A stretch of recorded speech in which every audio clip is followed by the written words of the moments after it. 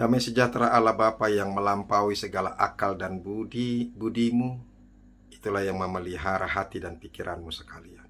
Amin. Selamat hari Minggu untuk kita semuanya. Shalom Bapak Ibu Saudara-saudara. Saya berharap semuanya kita dalam keadaan yang sehat, sehingga kita boleh beribadah terus di bait Tuhan, bersekutu dengan orang, bersama dengan orang yang seiman dengan kita.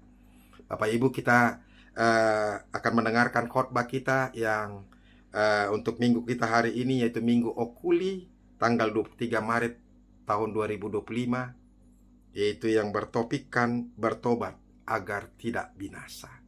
Bertobat agar tidak binasa, yaitu yang diambil dari Lukas pasal yang ke-13 ayat yang pertama sampai ayat yang kelima.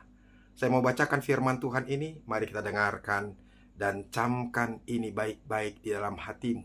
Semoga ini boleh berbuah dan memberkati. Pada waktu itu datanglah kepada Yesus beberapa orang membawa kabar tentang orang-orang Galilea yang darahnya dicampurkan Pilatus dengan darah korban yang mereka persembahkan. Yesus menjawab mereka, "Sangkamu orang-orang Galilea ini lebih besar dosanya daripada dosa-dosa semua orang Galilea yang lain, karena mereka mengalami nasib itu? Tidak, kataku kepadamu, tetapi jikalau kamu tidak bertobat, kamu semua akan binasa atas cara demikian. Atau sangkamu ke-18 orang yang mati ditimpa menara dekat Siloam lebih besar kesalahannya daripada kesalahan semua orang lain yang diam di Yerusalem? Tidak, kataku kepadamu, tetapi jikalau kamu tidak bertobat, kamu semua akan binasa atas cara demikian." Demikianlah firman Tuhan. Bapak Ibu Saudara-saudaraku yang dikasihi Yesus Kristus, menghakimi itu sering terjadi dalam kehidupan kita. Bukankah begitu? Coba kalau kita boleh jujur, sering sekali kita menghakimi orang lain, menyalahkan orang lain, menganggap diri kita lebih baik, lebih benar, lebih kudus, lebih suci daripada orang lain. Seakan-akan saudara-saudara, ketika kita menghakimi orang lain, bahwa kita bukanlah orang seperti mereka. Kita adalah orang yang tidak berdosa. Benarkah demikian? Tidak. Tidak mungkin saudara-saudara kita tidak berdosa. Kita sama saja dengan orang-orang yang lain. Kalau kita sampai menghakimi orang lain, apa bedanya kita? Kenapa kita menghakimi orang yang berdosa, sementara kita juga adalah orang yang berdosa?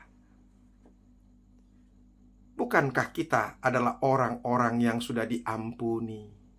Bukankah kita adalah orang-orang yang sudah dianugerahi Tuhan dengan keselamatan? Bukan karena kebaikan kita, bukan karena ketaatan kita, kekudusan kita, kesucian kita, tapi murni karena anugerah Tuhan kepada kita. Murni karena kasih karunia Tuhan, kita diselamatkan. Lantas apakah hak kita untuk menghakimi orang lain? Bukankah kita sama seperti dia adalah orang yang berhutang? Dan itu yang Tuhan Yesus pernah marah kepada orang-orang yang dia contohkan perumpamaan.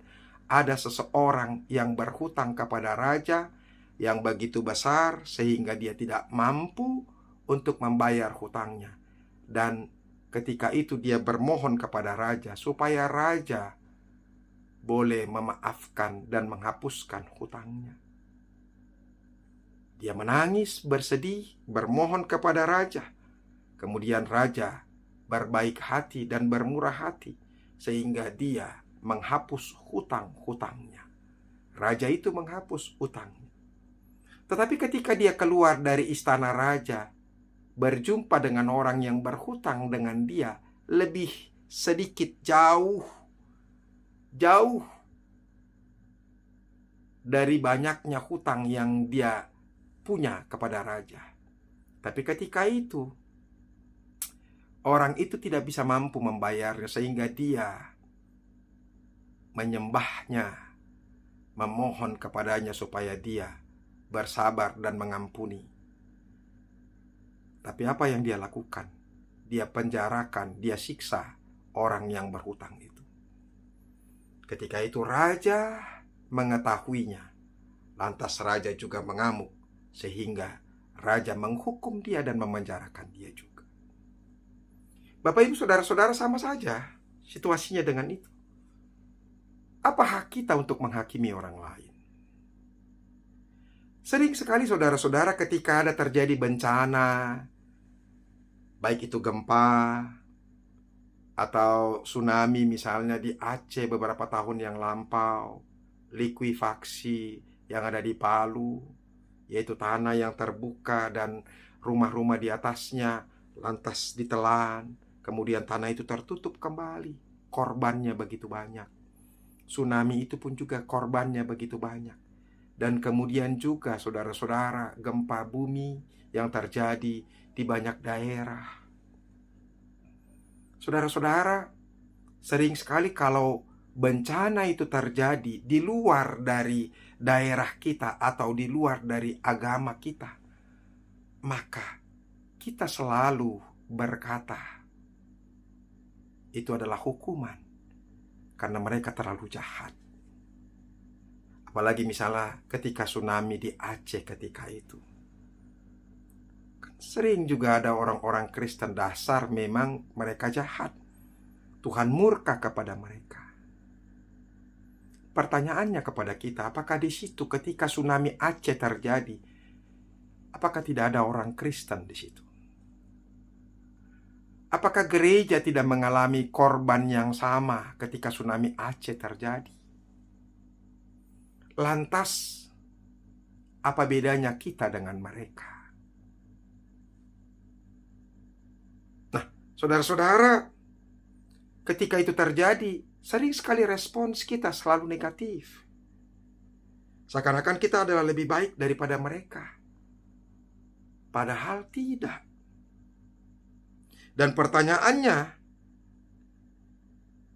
yang lebih dalam lagi saudara-saudara, untuk itu, ya kan?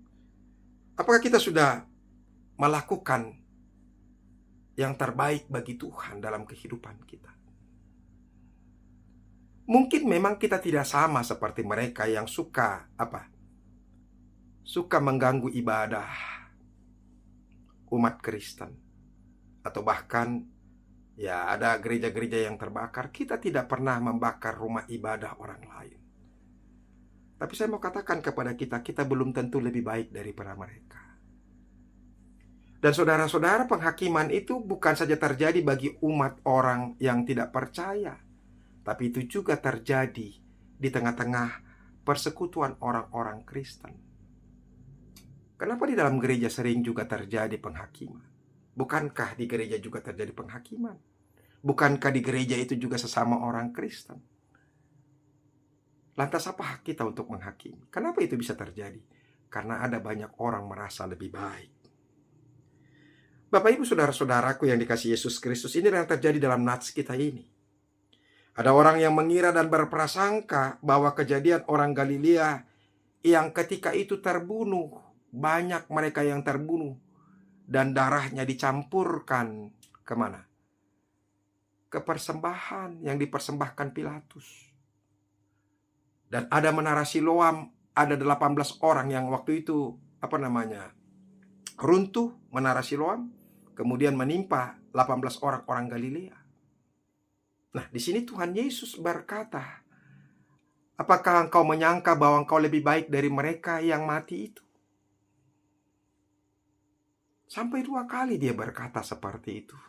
Mari kita lihat apa yang dikatakan di situ. Ya, sangkamu orang-orang Galilea ini lebih besar dosanya daripada dosa-dosa semua orang Galilea yang lain? Karena mereka mengalami nasib itu. Dan ayat yang keempat juga.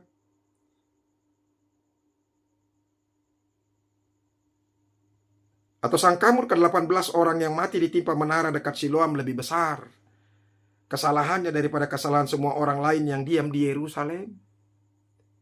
Ini dengan tegas Yesus mengatakan dengan Yerusalem. Yerusalem itu adalah tempat apa? Orang-orang Yahudi. Di situ adalah bait suci. Orang-orang yang selalu beribadah. Orang-orang yang selalu berdoa, berpuasa, melakukan hukum-hukum agama. Tapi apakah mereka lebih baik? Itu yang mau dikatakan oleh Tuhan Yesus kepada kita pada minggu kita hari ini. Ya. Saudara-saudara, Yesus dengan tegas mau menolak melalui firman Tuhan ini bahwa para korban menara Siloam lebih berdosa daripada orang lain. Saudara-saudara, ini juga mau dikatakan kepada kita. Inilah relevansinya kepada kita. Sering sekali kita menghakimi orang lain. Sering sekali kita menghina orang lain, membuli orang lain. Nah, oleh karena itu, apa yang mau disampaikan oleh firman Tuhan ini bagi kita, saudara-saudara? Yang menjadi renungan buat kita.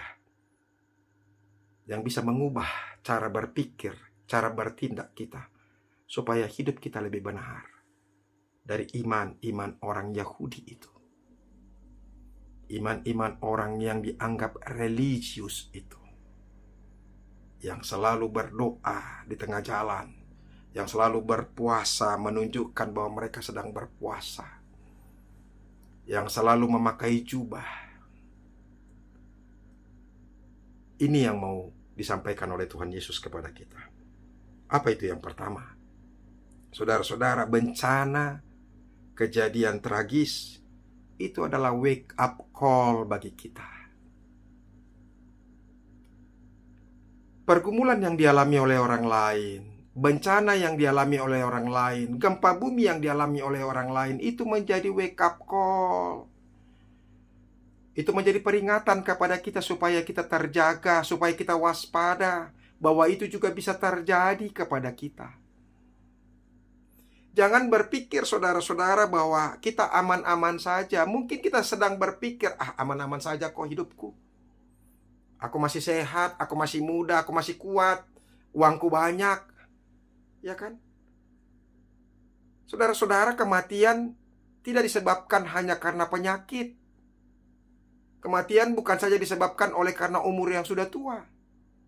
Orang bisa mati sekalipun dia sehat, sekalipun dia menjaga tubuhnya, kondisi tubuhnya, menjaga pola makannya, bahkan dia mengatur segala sesuatunya, hidupnya senang, tapi dia bisa mati tiba-tiba.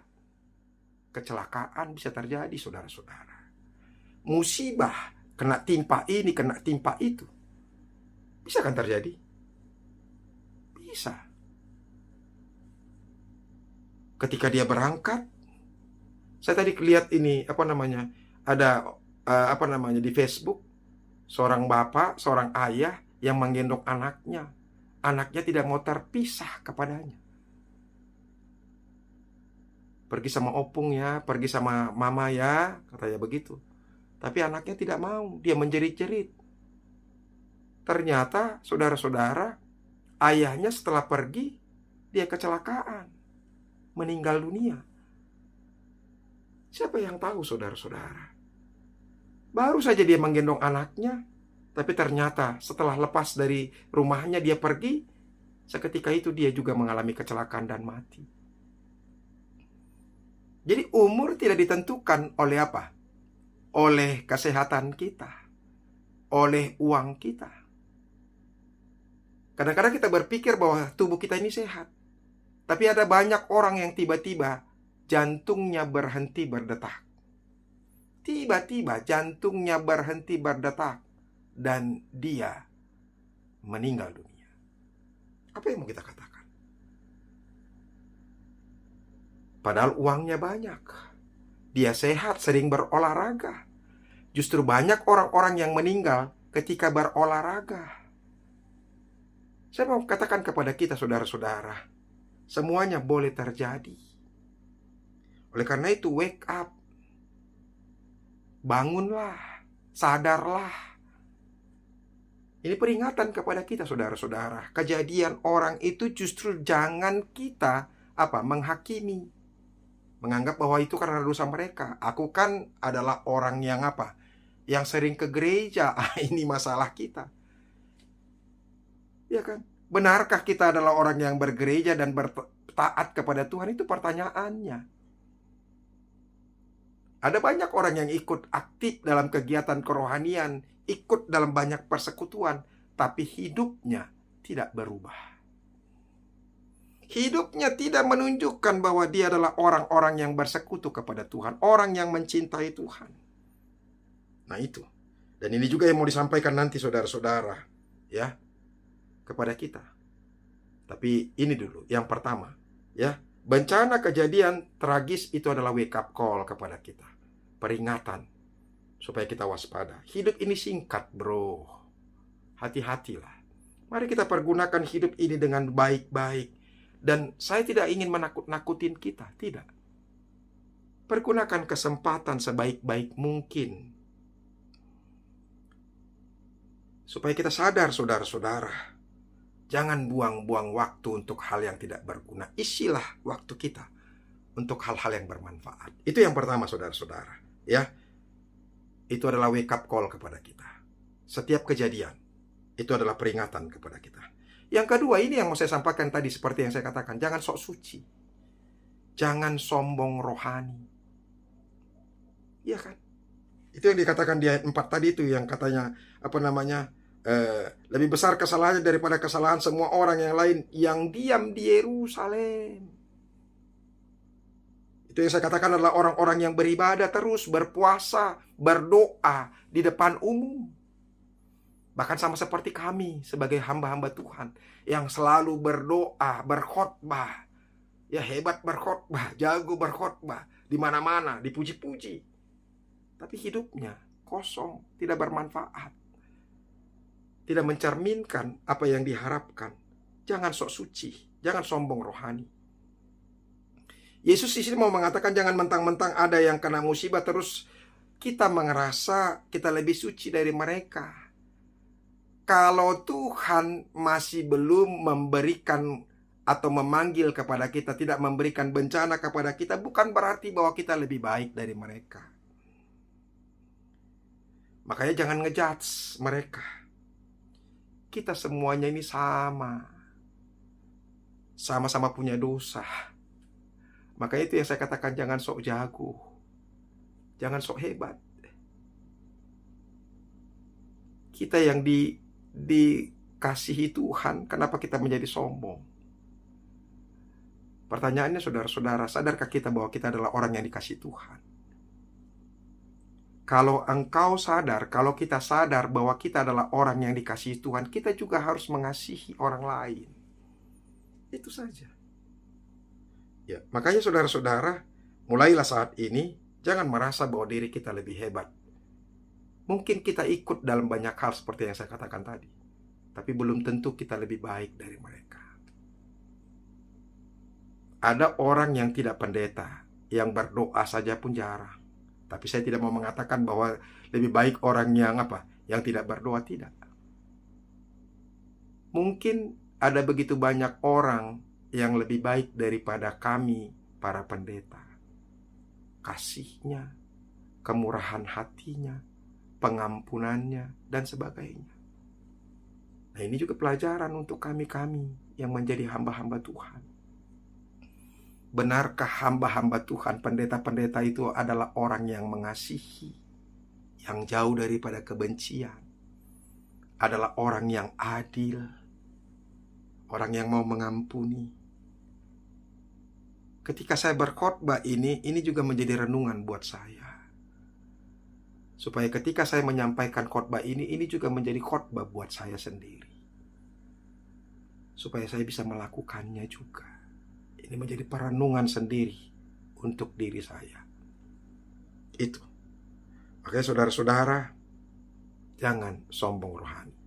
Yang ketiga, saudara-saudara, ini yang mau disampaikan oleh firman Tuhan, apalagi dengan judul kita minggu kita hari ini. Itu dikatakan tadi, bertobat agar tidak binasa. Bertobat supaya kita tidak binasa.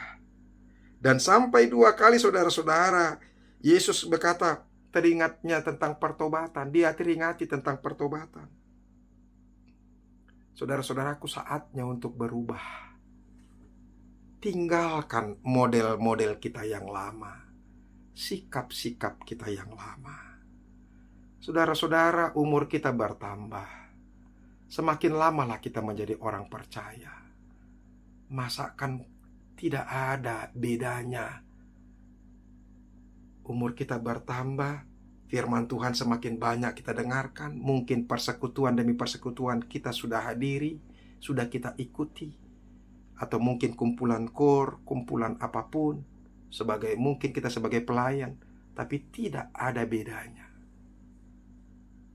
Oleh karena itu, berubahlah. Kita yang selama ini tidak mau tahu tentang gereja, kita yang selama ini tidak mau tahu dengan Tuhan, saudara-saudara, mendekatlah kepada Tuhan. Sebab waktunya akan tiba. Saya mau ingatkan kepada kita, waktunya akan tiba. Dan saudara-saudara, waktunya kita tidak tahu kapan dia datang. Kita tidak tahu kapan Tuhan menjemput kita, saudara-saudara. Kita tidak tahu kapan nafas kehidupan ini diambil dari kita. Oleh karena itu, berubahlah. Kita yang selama ini adalah orang yang egois, yang tidak peduli dengan orang lain, yang kalau bahasa Medan, raja tega, si raja tega. Mulai sekarang, berubahlah. Pedulilah dengan orang lain. Jangan hanya mementingkan dirimu. Pada saatnya, segala sesuatu akan diambil dari kita. Hartamu, jabatanmu, kekayaanmu. Untuk apa semuanya itu? Itu yang dikatakan oleh firman Tuhan. Untuk apakah semuanya engkau peroleh di dunia ini kalau engkau sendiri tidak masuk ke dalam kerajaan Allah? Tuahama saluhut na diomoho anggo sobongot doho tu bagasan harajaon di debata. Untuk apa semuanya itu?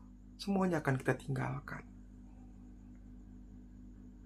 Uang kita yang banyak itu untuk apa sih? Safety untuk apa? Bukan itu yang membuat kita safety. Yang membuat kita safety itu adalah hubungan kita dengan Tuhan. Kalau kita punya iman dan kita cintakan Tuhan, kita mau taat kepada Tuhan, itu yang membuat safety kita, tidak yang lain.